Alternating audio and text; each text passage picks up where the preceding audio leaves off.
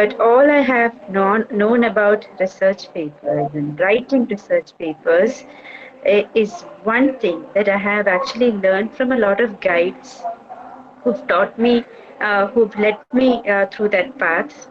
And many people who publish very good work. I've seen them all around me. And in this particular talk, I'm just taking their experience and some knowledge, from my own experience. So that is this experiential realm. And I'm also, in fact, putting together a lot of stuff that we already know. So let me tell you at the outset that writing a research paper is a necessity in case you are an academic, even otherwise, if you are interested in some kind of a research or the other. And another thing is that it is no big deal. You'll be really, really surprised when I tell you that it's no big deal. But again, I'm not a big academic or something, but I have been fortunate to be with many great academicians. I still work with them. I have many great scientists, who are my colleagues, who are great sociologists, great researchers in English and humanities and other subjects. And for this particular talk, even if I've given a talk like this even before, so I have talked to them in great deal about what exactly is research writing, how exactly it is like that, and from my own experience also. Um, One thing you have to know is that, see, if you go a little bit professional about it, if you go a little bit meticulous about it, um, anybody can in fact write a research paper. So all these years we've been actually thinking that the content really matters. You have to be a real genius. Even when I was a student doing my PhD, I really thought that only people who are geniuses could in fact write and publish papers. But when I actually came into the teaching field, I know that many geniuses do not write research papers at all. People who in fact write research papers and publish meticulously on a regular basis are people who really work hard and who are really professional. It's like your original ideas matter, but definitely you don't have to be original all the time. Of course, you should not plagiarize. So we'll come to that as and when we discuss. So all that I'll be in fact going a little bit detail. I may take around an hour, or sometimes I can also cut short when you want me to discuss. If I go more than that, perhaps we can either stop it there or maybe have a half an hour more discussion later on. So on the outset, see, I have made some PPT. I'm not sharing out here because that's a very personalized thing. In case you want to share my PPT, I mean, in case you want me to share my PPT with you, you can in fact mail me. I'll send you a copy of it, provided that you do not use it elsewhere. Okay. Now, what are the real aspects of writing a paper? The content really, really matters. So you will be discussing a particular research problem, a couple of research problems. Okay, the content matters. Then, of course, the language matters. I always thought that language only matters to humanities people or language people like English people, and other language researchers. But as I'm working in a space institute, I interact with a lot of scientists who keep publishing themselves in the best journals in the world, like Nature and all, best scientific journals in the world. I came to know that language really, really matters. And unfortunately, or fortunately, I would say fortunately, because I also get a lot of language correction papers from engineering stream and scientific stream, and I find it very tortuous because basically I do not understand what exactly they are speaking, and also usually people give lots of importance to the content and they ignore the language part altogether. So as a lay person, I never get to understand what exactly the language is all about. But I have gone through many nature, my friends' articles in Nature and other places.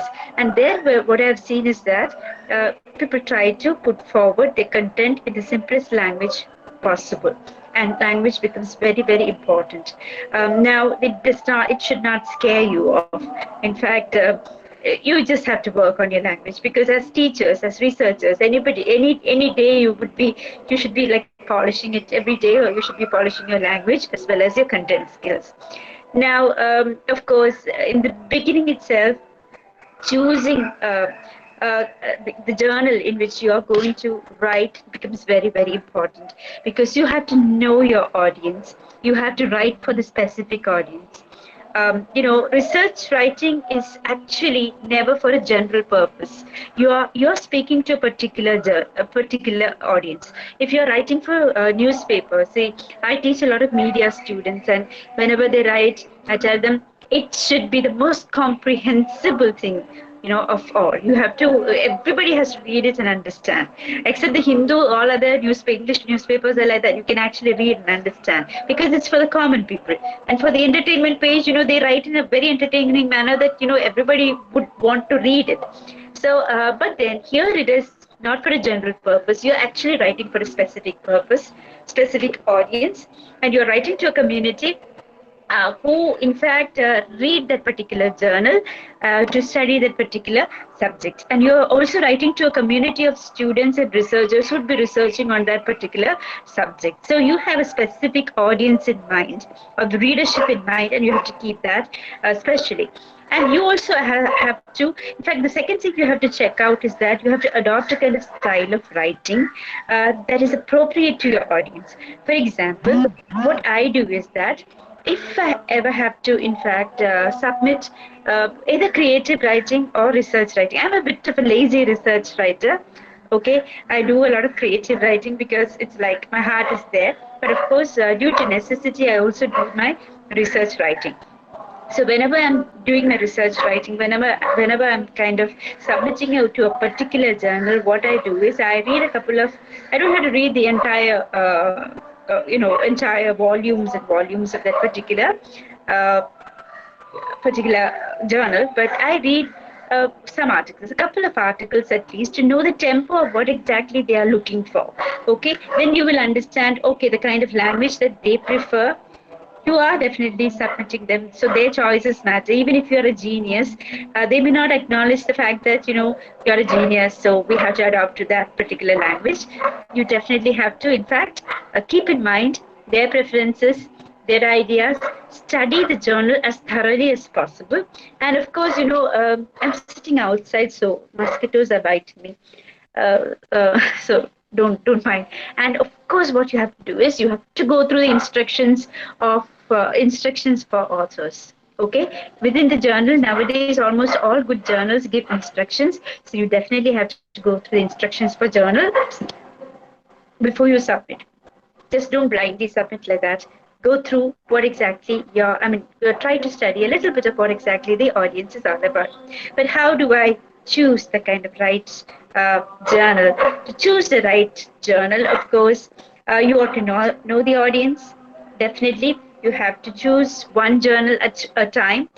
See, there are people who sometimes submit for 4 or 5 journals. Actually, if you submit for a couple of journals, that's absolutely fine. 2 journals is fine.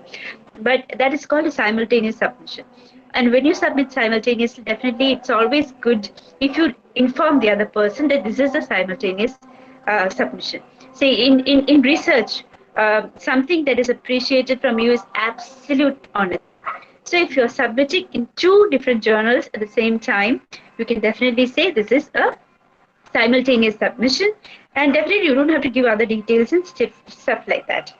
And of course, when you are submitting a journal, definitely, if you have a supervisor, if you have a colleague, to show them is definitely good. But there is a particular thing, that I want you to I want you to take care of while you're submitting. But before that, and you have to also shortlist a handful of journals. Now, UGC has done this thing for you. It has a care list, right? You can choose from that. Now there is another problem. Even now for humanities students as well as science, even before they had science and engineering students, they have this impact factor, uh, uh, uh, and all these indices like that. Now, in scientific journals, the impact factor, more or less, you can assume that they are having that kind of an honest impact factor. But in humanities and other social sciences, you have all kinds of journals. Some have actually crept into the care list also, unfortunately. But what I know is they would just ask you for 1,000 rupees or something of submission fees, or sometimes more, 2,000, 3,000, like that, and they will ask you to submit and they will publish. They will promise to publish for you. But there, what you have to be very, very careful is that you have to, in fact, look into the articles which are there. See, there are people who just pay and get themselves published. I don't think you want to be one of them. For example, the danger of being one of them is, say, sometimes they go for these interview panels, for lecture selection, associate, assistant professor selection, and all. What I have seen is that some students really come, some researchers, they come up with wonderful papers, seemingly wonderful paper, in good journals, in seemingly good journals, and once you read through them, you'll know that it's absolute trash. There's no spelling check or grammatic correction out there. So then, there is this huge kind of bogus, huge network of bogus journals. What they do is they'll be sitting in some kind of a small room in New Delhi, and they'll be publishing within a day or two and things like that. So whenever people are asking you for more money than expected, wherever people are giving you such a short time to publish, do not be in a hurry to publish. Check their credentials properly. That's very, very important, because even if they're in care right now, the sooner or the later they'll be found out, and maybe in tomorrow, after you publish your precious work out there, they'll remove them from care list.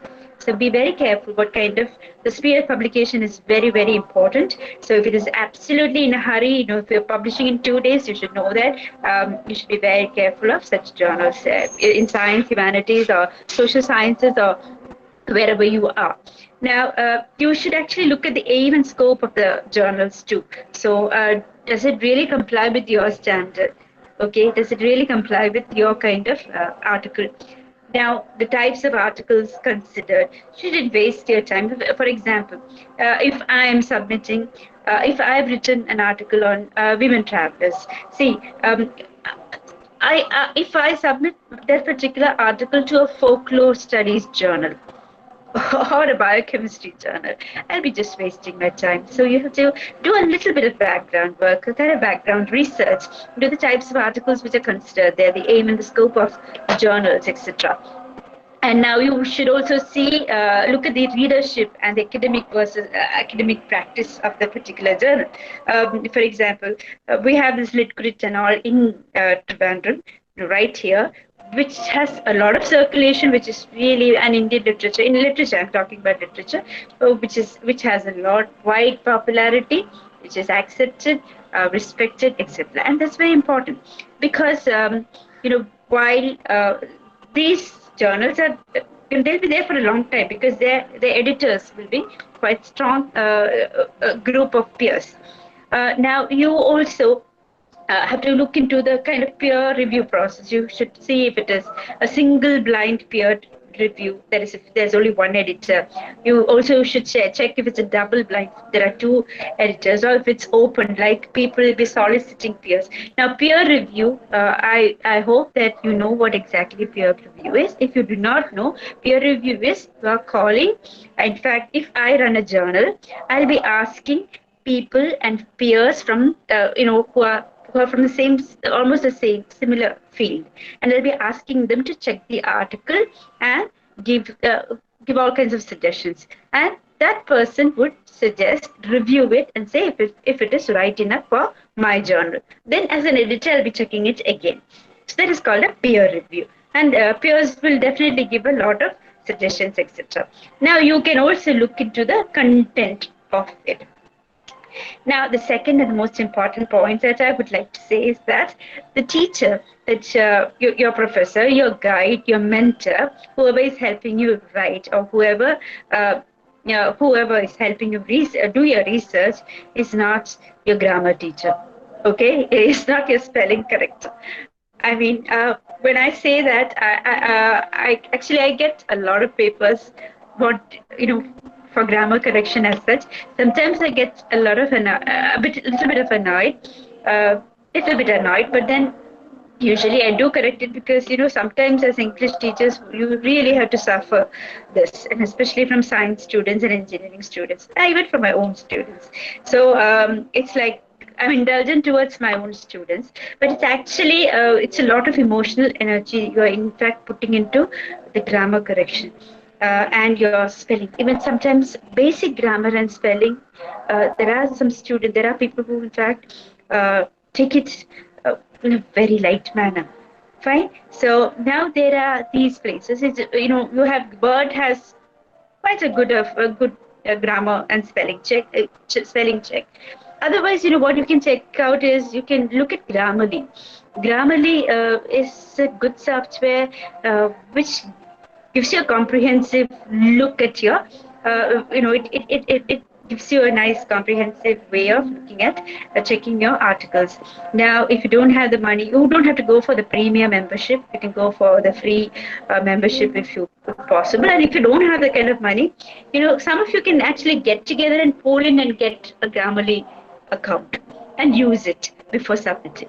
I find it very useful because I use all my articles are always checked in Grammarly first, and then I recheck it later. And in fact, you should also know that grammar, language, etc., are not somebody else's responsibility. Okay, they are, you should not think that, okay, let my guide to check it. No, it's not your guide's responsibility. Of course, you can give it to a proofreader, you can give it to an editor or proofreader, you can pay and ask him or her to check that. That's another thing, that's being professional. But expecting your guide to do the entire thing, it's a little bit it's not nice. In fact, I'm sure your guides will do it for you. I also do it, but then it's like always check your grammar by yourself first, spellings first, with all respect for spell checks and all. Be careful about your spelling errors.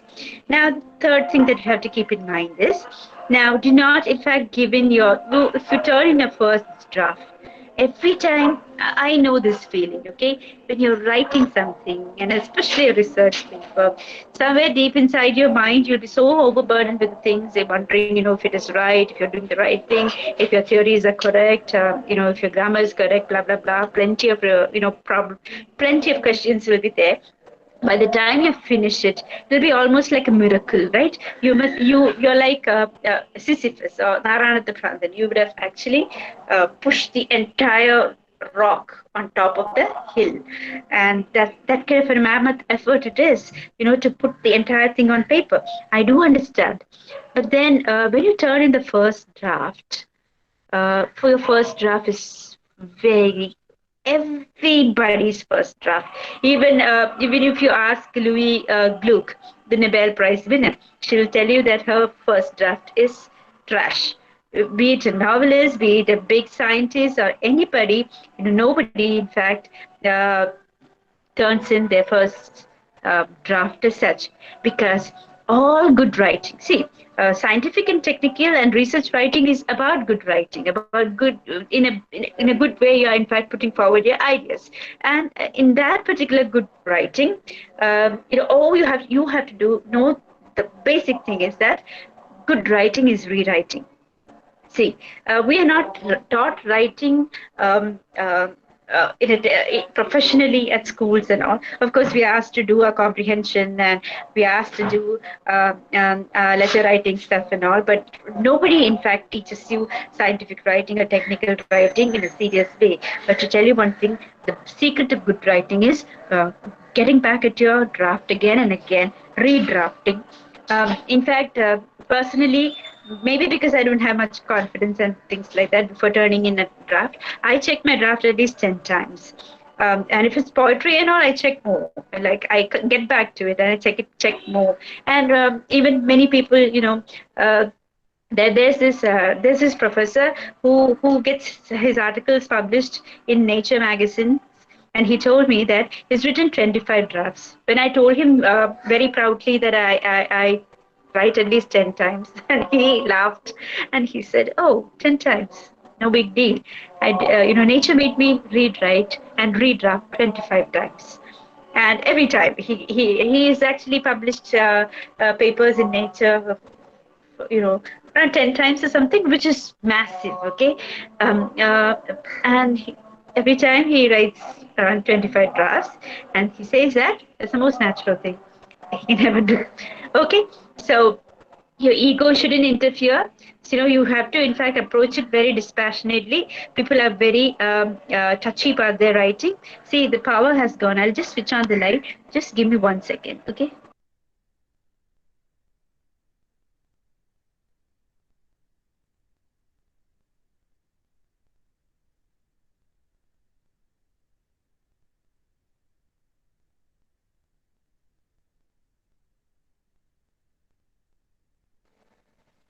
Okay, I'm back. um 1 second. No, that's fine. I hope everybody can hear me. So, while turning in your drafts, redrafting and rewriting, you have to be quite dispassionate about it. Uh, See, even when somebody corrects your draft, when you find plenty of mistakes, grammar mistakes, and otherwise, uh, I think you have to be quite dispassionate about it. When I get a draft from my students, I just cut it a lot of times and I rewrite on it and things like that. See, I got it. I got that particular habit from a professor in Hyderabad University called Professor Sudhagar Marathe. In fact, we really used to get annoyed whenever we used to get our papers back, test papers back, and all, because in the margin, in small letters, he would have commented on everything: your language, your grammar, your content, this, that, and all. It was very annoying because as very young people, you have a very low esteem but high ego. Okay. And that was hurt so many times. But then now I know that, in every writing, be it technical writing, scientific writing, or creative writing, it's all an art of rewriting. And we have to in fact keep our egos, fragile egos aside, and do the rewriting and editing as such. Okay, so don't fall into the trap of not revising your draft at all. Now, you have to, in fact, use, for example, you have to keep yourself as simple as possible. Fine. For example, I've been going through a dictionary of Therurian words. See, avoid using rhetorical language, big words, etc. For example, whenever Tarur spoke about Farrago and Rodomontade and uh, a lot of things, okay, a lot of new words that we haven't even heard of, we've always applauded and enjoyed his company. And we've also, in fact, appreciated him for his English. But that kind of English is not written in technical or research papers or even creative writing as such. Because when you write it down, it's supposed to be a bad language. So always you have to keep yourself so clear and as simple as possible.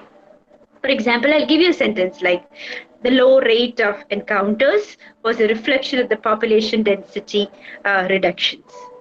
The low rate of encounters was a reflection of population density reduction. Now, as simple as that, you can just say the low rate of encounters reflect a reduced population density. That's it. But you're using so many, other stuff. You're bringing so much of complications within a sentence.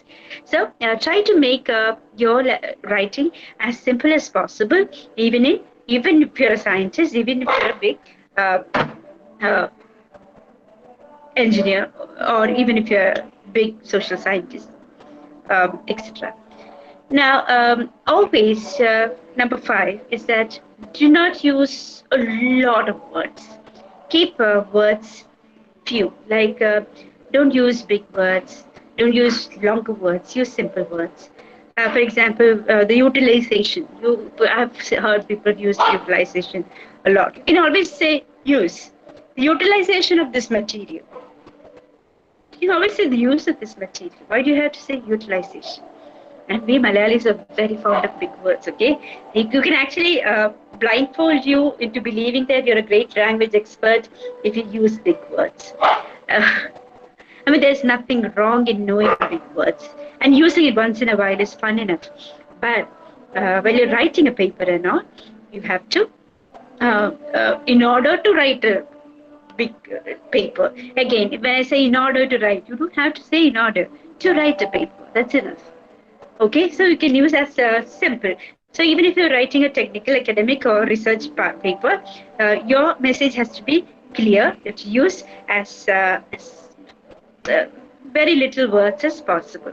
So now you will be knowing that research writing is no big deal if you actually approach it with a meticulous kind of in a systematic manner, in an organized manner, in a planned manner, with a little bit of homework, with a little bit of humility to change. Then definitely to change, learn, relearn, etc. Then definitely it's no big deal. Okay, now, this is something that I have learned from IIST, the place where I teach. Now, every time, see, this I have done as I've learned from IIST this particular idea. I use it for my creative writing as well, and it's really helped me. Okay, that is, you have to use it in a kind of an outline to organize your ideas and writing. Outlines are very, very helpful. Okay, now when you actually start writing a project, writing a paper, writing your research paper, etc. Now, what you have to do is that it's like you will have a lot of things in your mind, right? See, for example, if I'm writing about a particular dance drama in Trivandrum, so I would have read a lot of things about the dance drama, and I want to write about how people use. I'm just taking a hypothetical thing, okay? How people use anklets for dance drama? Why they use it? Okay, maybe it's some kind of an old traditional thing, and I want to highlight that. So, of course, I'll go ahead and read up about it. I'll collect data, and I have around 1,000 papers around me, and I've read through them all. I just don't know what to do. Where to begin? Where do you begin? You just begin by start writing. Okay, you just have to put ideas on paper. Just keep writing points. Keep writing points. The key ideas have to just come in. Then what you can do first, you just write points and points and points and points one by one. But it's not actually. It need not be grammatical complete sentences. You can just write your arguments, just points like that. Then you can actually outline it in major headings. Okay. Then you can actually have subheadings of the key ideas. Then you can slowly organize, and bring in the links, etc. And then you can write your complete grammatical sentences. So now, in this particular outlining, all you have to do is one, you have to separate three things. Three tasks are there. One is to, in fact, you have to figure out what exactly you want to say. So to figure out your mind will be full of information if you've read enough on that.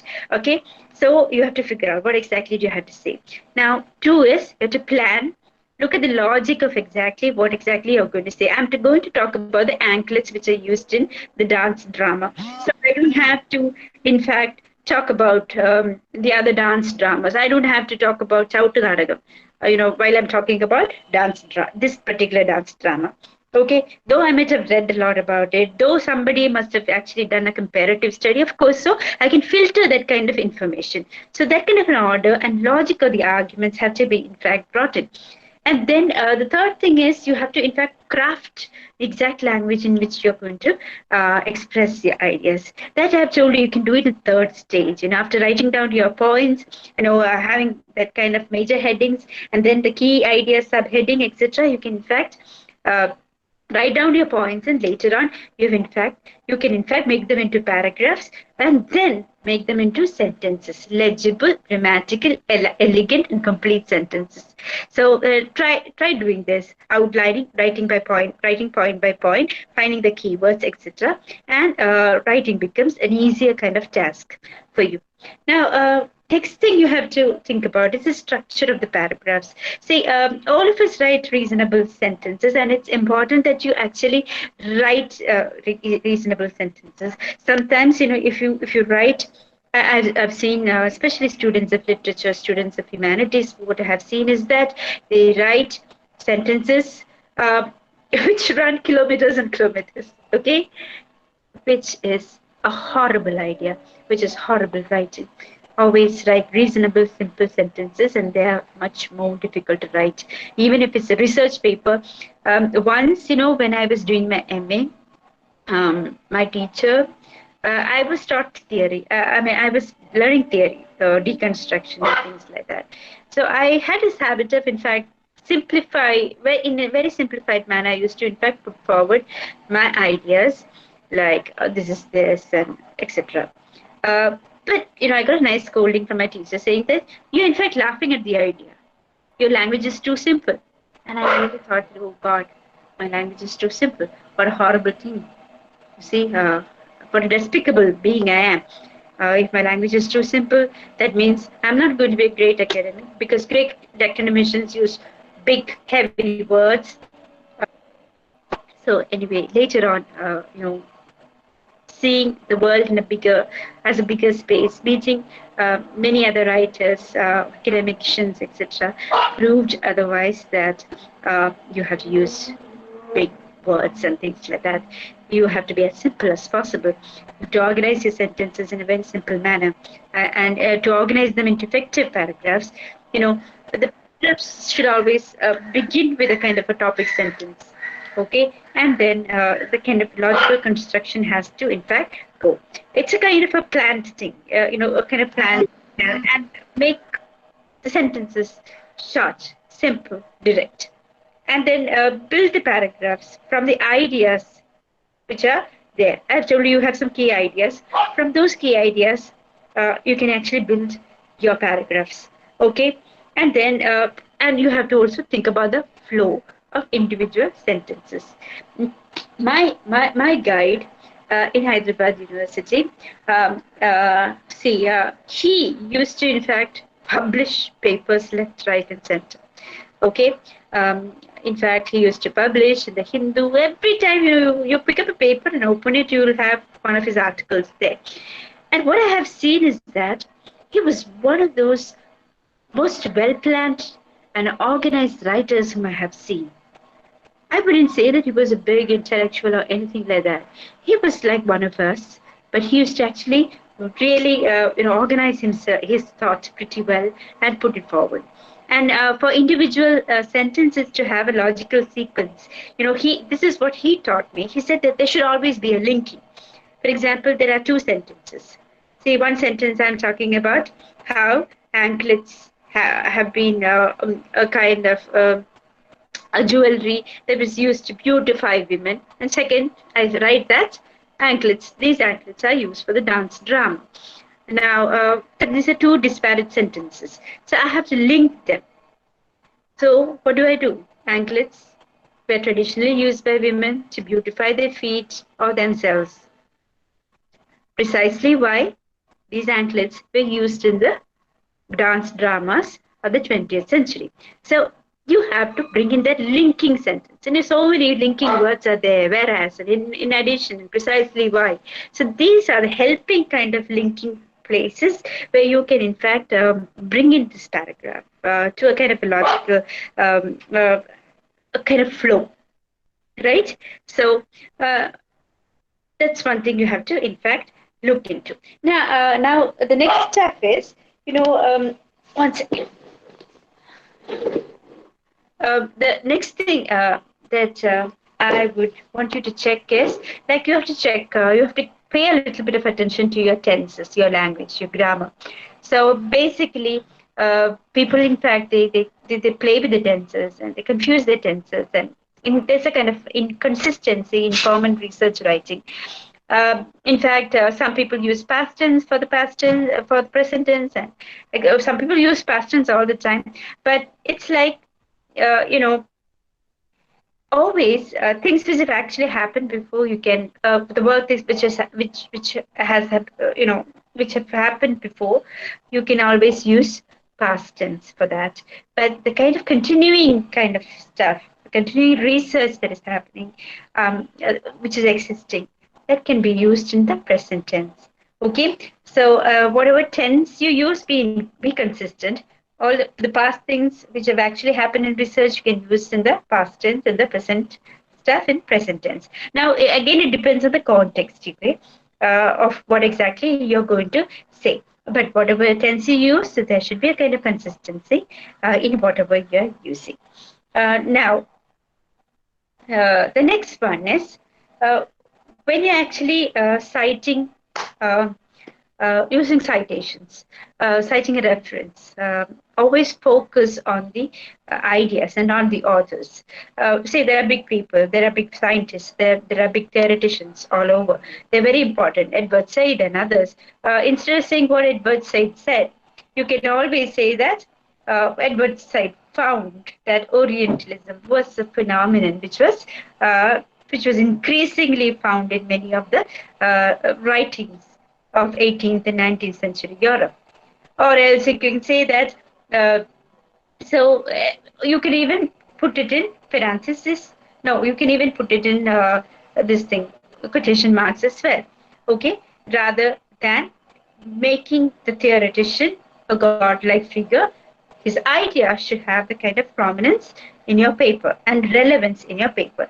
There are some people who especially this I have seen in the social sciences and humanities, they would have read theory a lot. Okay, and theory is slightly difficult, difficult to realm, especially the philosophy of many of these theories put together. It's all very difficult. What happens is that because you've read and understood such, understood is one thing. I don't know if people understand all this heavy stuff completely, but at least when you feel that you've understood it because you've understood this concept, they what happens is that.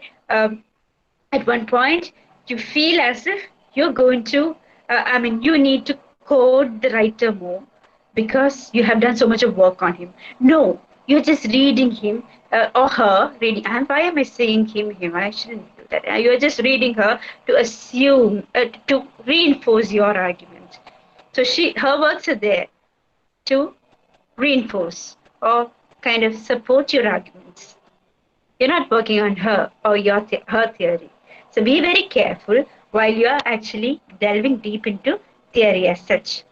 Now, the next thing is that when you in fact write your results, even if it's humanities students, I always ask them to write in points and then sort of develop them into paragraphs. I ask them to give titles and subtitles and all. Sometimes I overdo it, but then it's very useful for the students as such. But then if you're a scientific person, if you are doing your scientific research, then see, there will be a lot of confusing and disjointed results. And because of the amount of data that you have, sometimes it cannot be very clear to you also. So while you're preparing your results, you should actually, prepare them in a way that, you can in fact put them as a text of figures or tables, and sometimes as charts, in the most effective manner. See, all these visual things, this gradations, this is kind of grid knowledge. Okay, this is a kind of scientific grid that you can make through figures and tables. If you have a figure and table, then you can definitely see your data more specifically, clearly, than in a jumbled manner. Okay, so these grids can definitely help you to organize, in the manner of tables and figures, into a logical sequence. You can write your story around them later on. See, I asked the humanities students also to do that. It's like, uh, okay, you have the key ideas, put them, you don't have to use tables and figures and all, but you can put them as points. Points are very, very, very important in humanities as such. Okay, or else if you're a sociologist, if you're doing a history, you have a lot of dates right in front of you. You can either have a figure, you could have a small table out there. For example, very recently I was actually working on Muziris.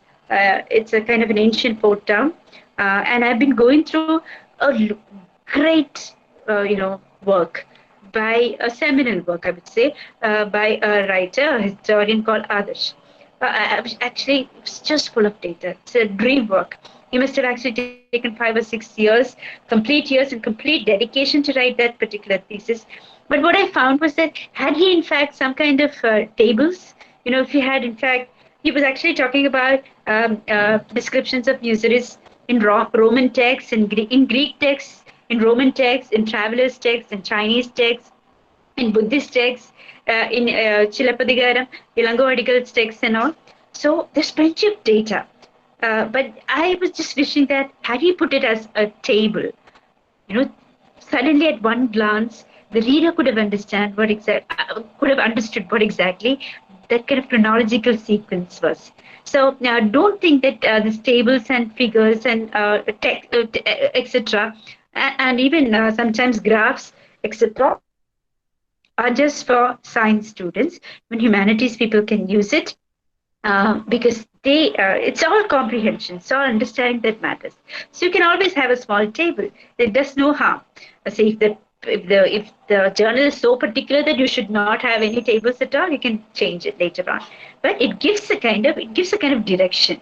See, we have a kind of mathematical brain inside, which numbers everything and gives a kind of a logical sequence to a comprehension, right? So, making figures, etc., will definitely give you a kind of a holistic outlook. It'll just iron out your confusions. Try it out. Next is conclusions. See, when you come up to conclusions, we always write conclusions towards the end, right? Actually, I write introductions towards the end as well, because especially for PhD thesis, it's I always ask students also to write their chapters and then come to introduction and conclusion. For papers, I write the introduction first, then I go to the main points, then conclusion, and then I get back to the introduction, and then rewrite my introduction as such. So in fact, there has to be a kind of you have to make some kind of a concluding remark to conclusions as such. It has to summarize the entire thing, summarize your work. The components of the paper has to be there, like in introductions, and you have to actually give your message across in a direct, crisp, enticing manner as much as possible. And then, large sentences, you can break them up into smaller sentences that I've told you. Make your writing flow, clear and resonate. It's no big deal. When I say it's no big deal, I'm telling you straight from my heart. It's not because of me, because I've been a struggling kind of researcher like you. It was difficult for me to sit down and write and put my ideas. But the first mantra in writing, be it a research paper, be it your PhD thesis, be it a creative piece of writing, is to just sit down and write. I'm sure, out of 40 participants who are here, some are faculty members, I leave them out. Others are basically researchers. If I ask you very honestly, how many of you worry about your research writing before you write? Most of you will tell me they worry about research writing, because writing is the most difficult thing. At least you assume that writing is the most difficult thing. Okay? I think writing things in the paper is the most important thing. I wouldn't say it's the most difficult thing, and writing is something that we keep towards the end. We always, once we want to write something, like right now, it's necessary that, it's like imperative for every student, every researcher to publish something before you, in our institute, we have to publish 2 international papers before you submit your PhD thesis. So I think almost all universities have actually adopted this particular stance. And that it becomes the kind of a most fearful factor in a student's life. And what they do is, when they want to write something, they get all the data. They keep reading it. I won't say that don't read it. Taking notes, reading it, taking notes, reading it. But then, do you ever make the effort to write it down? So writing down systematically, almost every day, till you finish the article is very, very important. See, we were talking about the first draft. We said that it's not the most important draft. You have to rewrite your first draft at least 10 times or more. But then writing the first draft is the most important, is very, very important because uh, that, in fact, it decreases 50% of your work. How? Yes, you have actually put them down, points, and then paragraphs, etc. And that actually brings down your work. So you have to, in fact, back up your work, keep writing, etc. And then the next thing I want to say is that after finishing the work, even before you give it to your supervisor, what happens in universities is like one thing that I have seen is that people all get together. Some of the students, they get together, they give each other's work, for peers read each other's works, okay, and that's very, very important. So if you're not in a university, residential university as per se, at home also you can ask your friends to read it, or your or some of the teachers whom you are close to, or your supervisor. But whatever the editorial comments are, take them seriously. Now there are some students who feel very, very down when supervisors tell them perhaps you have to do this and that. It will look very inappropriate. It will look some kind of an injustice. When people ask you to rewrite or add something, you're like, oh my God, I've put a massive amount of work in there. I've put my entire life into this paper, and that man asked me to change it. How can he do that? Or that woman asked me to change it. How can you do that? Now, don't be harsh on the supervisors. I won't say that all supervisors are well wishers and stuff like that. We are very gullible people. We are human beings as well. But always appreciate editorial comments. There are some people who won't even look at your paper and just pass it on like that. So I'm a very harsh supervisor. Whenever I get papers, I just check them meticulously because for me that paper is mine as well. Whatever my student writes, it's a reflection of how I am as well. So sometimes my students really, my previous PhD scholars, sometimes they used to get annoyed with me, angry with me and all. I know that.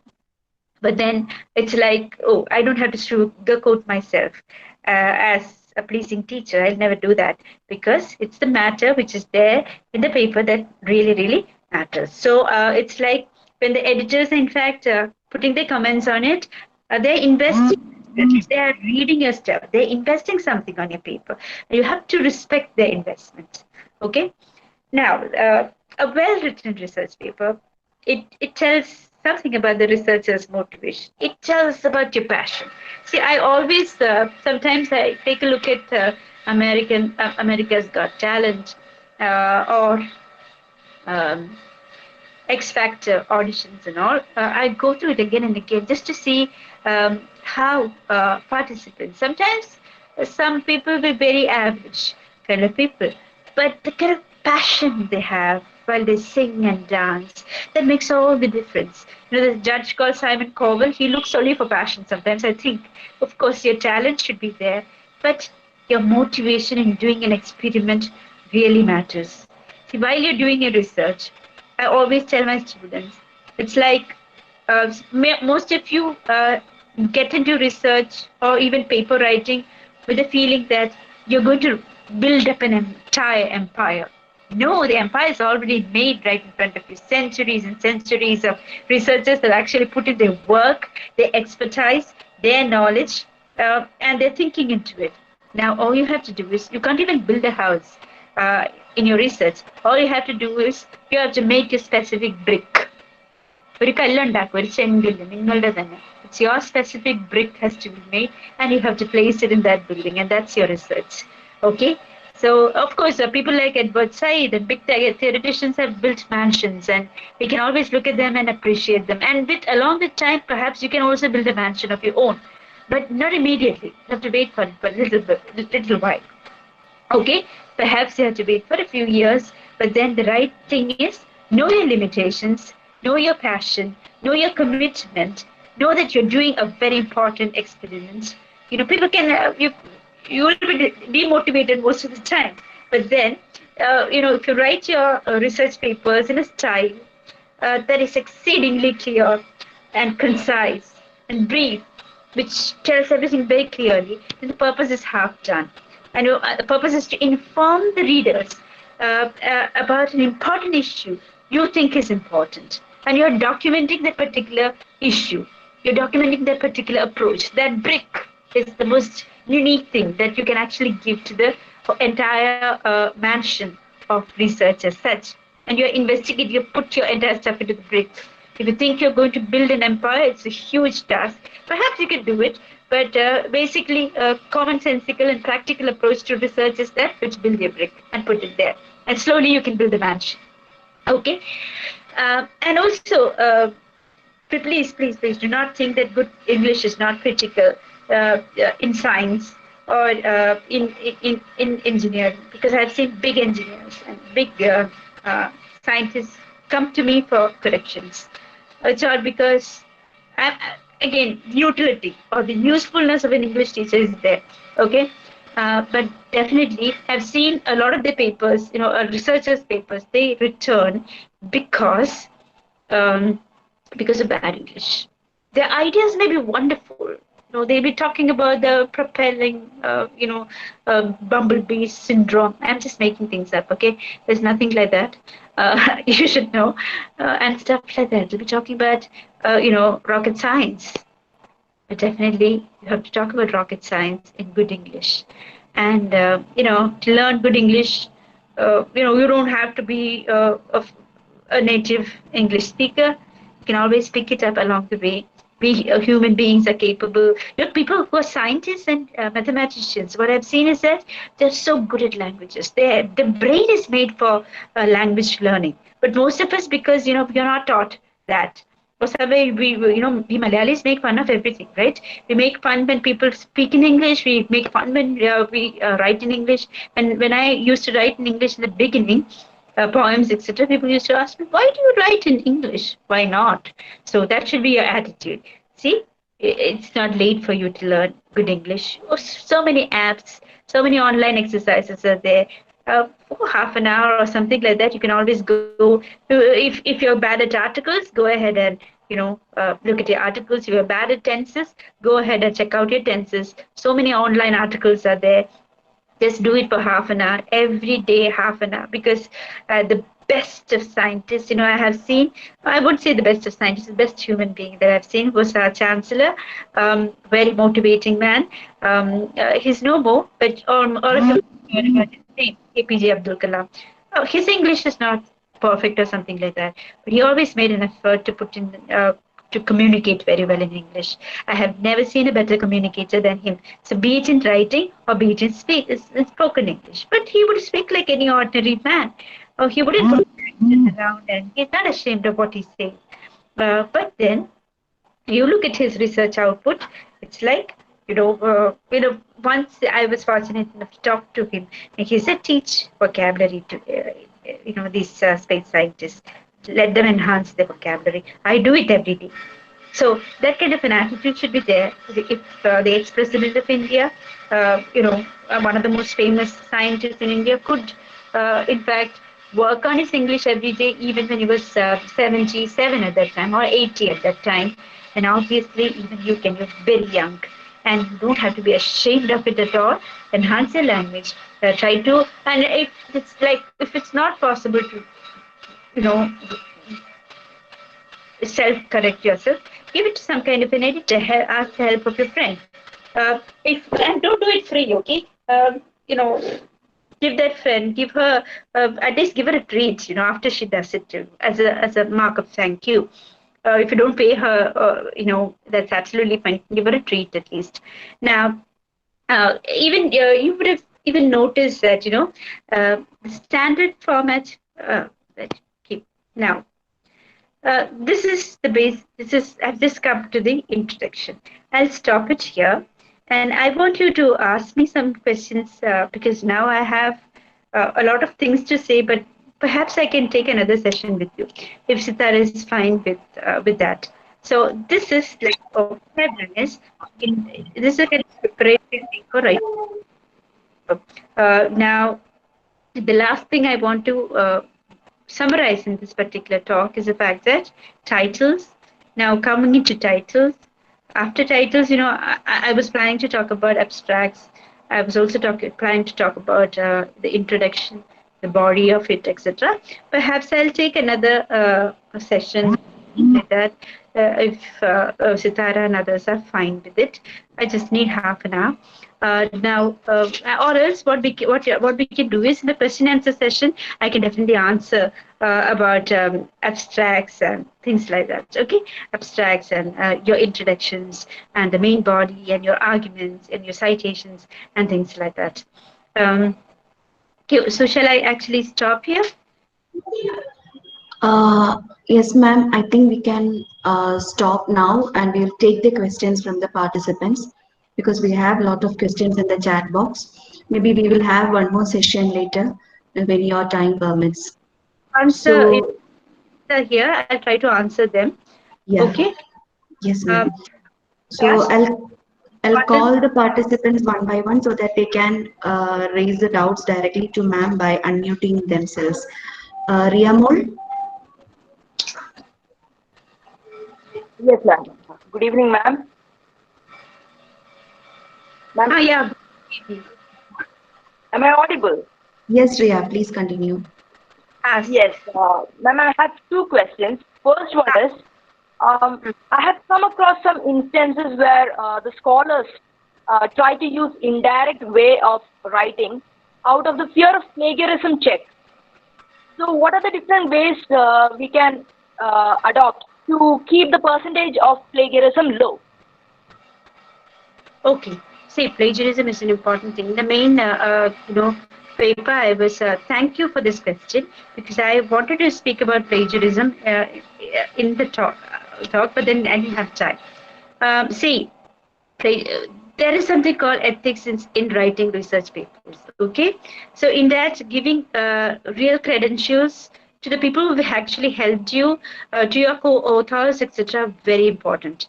Now, along with that, one of the another most important thing is to check your plagiarism.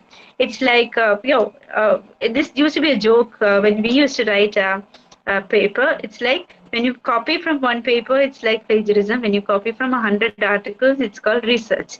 So obviously, research is all about reading a lot of stuff from others. Now, how do you check your plagiarism? What exactly is plagiarism? Now, how do you check them? To check plagiarism, it's very, very important to give the correct kind of citations. You have to give the acknowledgements. Either cite them as directly with as quotations, or you can cite them, indirectly as somebody said such and such a thing. Fine. Now, another thing, what are the things which come in plagiarism? Anything can be plagiarized. You can plagiarize words, right? You can plagiarize ideas. When you plagiarize ideas, there's no, you can't help it at all because there are people who are smart enough to plagiarize ideas and use them as your own. So unless you have researched something on your ideas beforehand, it's difficult. Then you can plagiarize diagrams and figures and computer programs and findings and writings and information, lectures, presentations, printed material, electronic materials, etc. So plagiarism means either copying word for word to paraphrasing or text recycling. So people do all three, even big people, see, even I have plagiarized and changed text and all when I didn't know about the ethics of writing. That was when I was very, very young. But later on, I have changed myself. So we all do that mistakes. Okay. Now, see, copying word for word, it's like I have even seen my teachers do that. Once, one of my teachers, in fact, gave me his PhD thesis just to go through, and I saw chunks and chunks of materials from another writer altogether, which the entire world is familiar with. So that copying word for word, usually easily that is called plagiarism. Now paraphrasing, it's like taking somebody's ideas in chunks and then paraphrasing and putting them as your own without giving any kind of citations. See, you can do paraphrasing, But why can't you cite? See, half the plagiarism problem will be over there if you could cite, if you could give proper citations. Then text recycling, it's like you flip the entire ideas and then you just recycle the entire things and put it into your own words. Now, this is an intelligent way of plagiarizing, which it's like unless the author comes to know about it, it's so difficult for you to find out. All right, so and this is the most dangerous way of plagiarism. Now, if you ask me, how can you check plagiarism? All of us get influenced by ideas. We get influenced by words. We get influenced by certain texts. But then, how do you check it? One way, technically, how you can help yourself is put your entire text in plagiarism check. There is a software for that. I forgot that software's name. Um, I'll inform Sitara. We use that in a library. Does anybody know the software name? Anyway, I'll let you know. So first, you can technically. Is that Urkand? Turnitin. Turnitin? Turnitin software. Turnitin? Turnitin software. Is that Turnitin? Yes, yes. Is there. Plagiarism checker is there. Urkand. We have one more very good one. Anyway, so technically you can check.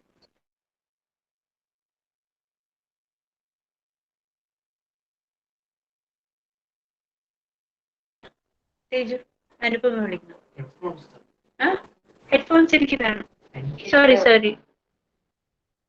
just give me 1 second.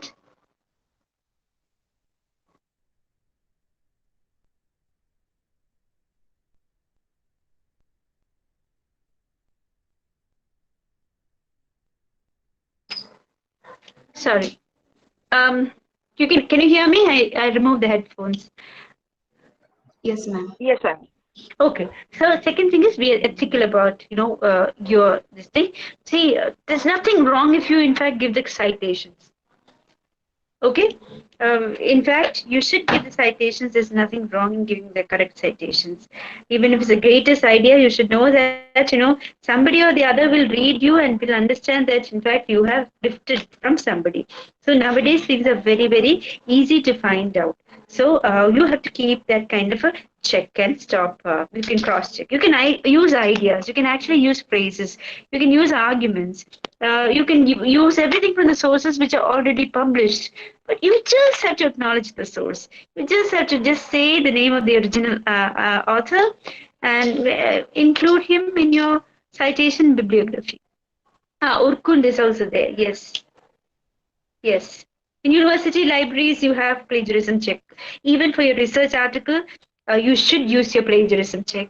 Because sometimes, human mind is like that. We try to imitate quite a lot. Unknowingly, also you can in fact check.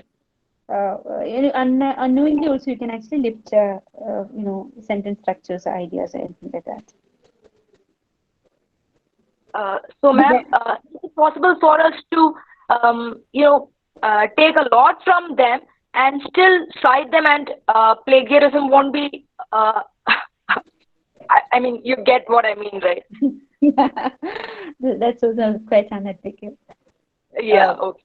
Because, see, whatever arguments that you're using in your paper, see, there are students who use it. I told you, right? Some theorists, you overuse that theories because you have read a lot about them. So whatever theories that you're using, whoever you're citing, are the people who are there to support your ideas. If their main ideas are the ones that you have to say, then there's nothing original in your research, right? So you have to be a little bit careful there. Even when you cite, when you do not overdo it, then ethically it's not correct. Yes, ma'am, I get it. One more question. For PhD thesis, is there a minimum number of pages it should contain? I know. Is there a limit? When I was in Delhi, JNU, there was this person called Jayakrishnan. He just wrote 25 pages. That too in English, okay? He got an A+ for that. So everything depends on university to university. In our university, we have a kind of page limit. We have 150 to 200 pages, something like that, okay? So I think it depends from university to university. But I have seen many universities like JNU, Just giving 20 in English PhD, getting a PhD with an A plus with 25 pages. That means the teacher has actually found that guy to be pretty good at what he's saying. So he's pretty original. So I think that depends on every university will have its own parameters of the written pages and the word counts. If you don't have it, then 150 to 200 is ideal.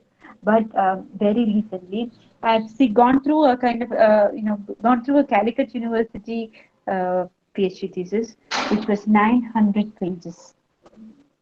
Okay, which is 900 pages long, and the person who had to read it had a very tough time. I mean, the external evaluator, who was a friend of mine, she had a very tough time going through it. So we should not torture people like that. Should keep a Yes, limit. ma'am. Yes. And if you have a lot to write in all, you have to put it in index. You can indicize them or put them towards the end. Or get another PhD with that kind of information on IMD. There's nothing wrong. Okay. Thank you, ma'am. Thank you so much. Welcome. Okay, thank you, Ria. Now let me call Prithvi. Are you there? Prithvi? Okay, ma'am, his question is, should we write in active voice or passive voice? Oh, this is Grammarly, very important too. This is yeah. very important. See, I have got a lot of scientific articles which were returned with a specific instruction that they should write in active voice. Now, once upon a time, we were taught that in research, you have to be as objective as possible and you have to use passive voice. And Indians use passive voice quite a lot, which is not appreciated by any one outside India. Okay, so be very careful. See, that's why people used to say that you should not use I, you should say the researcher. That's also a kind of a wrong, outdated idea. You can use I, but an overdose of I's will be quite irritating for the examiner or the reader or your peer reviewer, to read. Now, that should be avoided. And two is all kinds of, see, the pig was eaten by me. That's considered to be wrong in international journals. International journals, I ate the pig. That's it. See, no offense to no religious offense. I just used an example as such. Okay, that's all. No, vegans also should not feel bad about it. It's just some kind of an example that came into my mind. Okay, thank you, ma'am. I think Sharda also got her answer from the previous discussion. Now, Sharda, do you have anything to ask? No, ma'am. No, ma'am. Okay, fine. Nice to meet you here. Nice to have you here. Yeah, Thank you. nice to meet you, Sharda. So happy Thank that you, you're ma'am. here. It was an informative session. Thank you so much. I wish you had Uh, I learned think something. Adira Krishnan is having some questions. Adira, are Yes, you there? Aditya, tell me. Yes, ma'am. Hello, good evening, ma'am. Thank you for the informative session, ma'am. Ma'am, I would Mhm. like to ask that what is the importance of focus article, writing a focus article? Now, what exactly do you mean by focus article? Ma'am, I heard that Mm. usually researchers write an article before drafting the correct one. I heard that its name is focus article. Oh, I'm so sorry. I wasn't aware of. We just call it drafts, okay? Okay, Maybe in science, they call it as a focus article or something like that. But usually we call it drafts. If okay. you're talking about drafts, then as I've told you, the first draft is never the original draft. Yes, yes, In yes. Nature and all, as I've told you, see, my friends who publish in Nature, they have to write 25 drafts at least. Yes, So ma'am. even 10 was supposed to be minimum, and he was actually mocking at me when I said I had 10 drafts. So it's like towards the end of publishing your article, it has to be really tight, and it ought to have that kind of flow. So I think from your focus article to come to the final draft stage, then definitely it has to go through some kind of ideational changes as well as linguistic changes. Okay, thank you, ma'am. Welcome. Anyway, I'll try to find out what exactly focus article is. Okay, Okay? fine, ma'am. Fine. Okay, fine, ma'am. Fine. Fine. I think that's all from the participant side, ma'am. Fine. Fine. It was really a wonderful session. Thank you so much. And as a formal vote of thanks, I would like to invite Aishwarya to propose the vote of thanks. Aishwarya, you there? Yes, ma'am. Yeah. A very good evening, everyone. So we have reached the end of the session. I would like to thank our resource person, Dr. Babitha Justin ma'am, for enlightening us with her knowledge. It gave deep insights into the topic and also revealed some interesting facts. The point where Babitha ma'am told us about how to write a research paper was really informative. I'm pretty sure the precious knowledge that Babitha ma'am gave us will definitely help us in our studies and future. Once again, I would like to thank Babitha ma'am for taking out time from her busy schedule and enlightening us with her knowledge. Thank you so much, ma'am. I would also like to thank our Sitara ma'am for organizing this lecture and inviting Babitha ma'am to conduct it. Also, thank you to all the students present here for paying your attention and learning. Thank you. Have a good day. So, thank you so much, Sitara, and the participants for very patiently sitting through the entire thing. Thank you so much. Thank you, ma'am. Thank you so much. Thank you, all Ma'am, thank participants. you. Very Okay, much. take care. Bye. Bye.